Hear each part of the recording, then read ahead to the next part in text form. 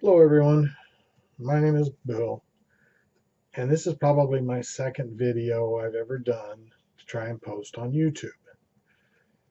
Don't have a whole lot to talk about, but I thought I'd talk about some of the things I like. And as you can see with the hat I'm wearing, I'm a member of the NRA.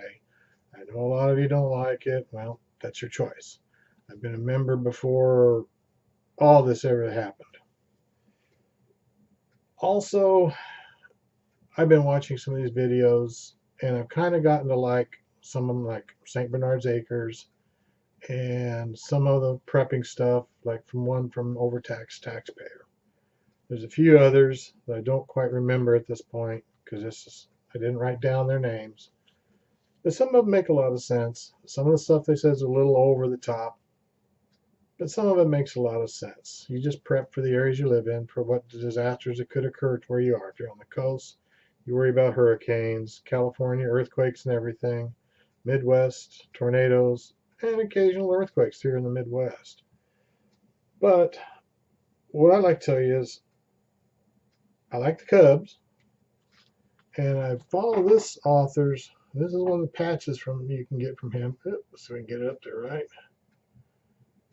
And other team patch. These are from the books Monster Hunter International by Larry, and I hope I get his last name correct, Correia. So I can see my wife walking by in the back there. And I just thought I'd give this little shout out to him. The books are excellent. I've enjoyed them. I can't wait for the new ones to come out. I'm 66 years old and I love science fiction. I've read science fiction from way back when with Andrew Norton, Robert Heinlein, Jerry Pournelle, all of those old authors. I love them.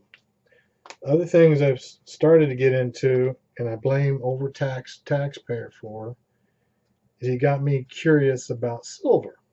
And then I started remembering that I had started a silver collection way back when in the late 80s and early 90s. I got real interested in the Standing Liberty silver dollars. And I come to find out I still had some of them in my chest of drawers. And then he got us talking about other things, and so I went out and just satisfied my curiosity. I got one of these little 1 ounce silver bars. I thank you, Mr. Overtaxed Taxpayer. These things are nice, and I probably will start collecting them. But I'm not going to collect that many of them. They aren't cheap, but I figure it was about $18, $19. That's about what you'd spend maybe going out one night. I'll do it once a month, no problem. But I should tell you, I'm not as big into prepping as everybody else says like that. I just, 66 years old, I'm not going to be that much into it. I do have some safety concerns, especially in the Midwest with the tornadoes. That's why we got storm shelters. The New Madrid Fault's only about 90 miles away, so if it ever let loose, I'd feel it and probably have a big shaking, but I think we'd be okay. Other than that, these books I told you about, the authors, that's just part of what I like to do. The rest of it is I like watching these videos you all post here on YouTube. Some of them are way out in left field. I understand that, but that's okay. That's why we have the First Amendment rights and the Constitution and all that. And so I'm going to ask you respectfully, if you don't like what I just put here or I'm going to post, you can put it in the comments. That's what they're there for. I would ask you to do it respectfully. And if you can't do that, please don't post anything at all.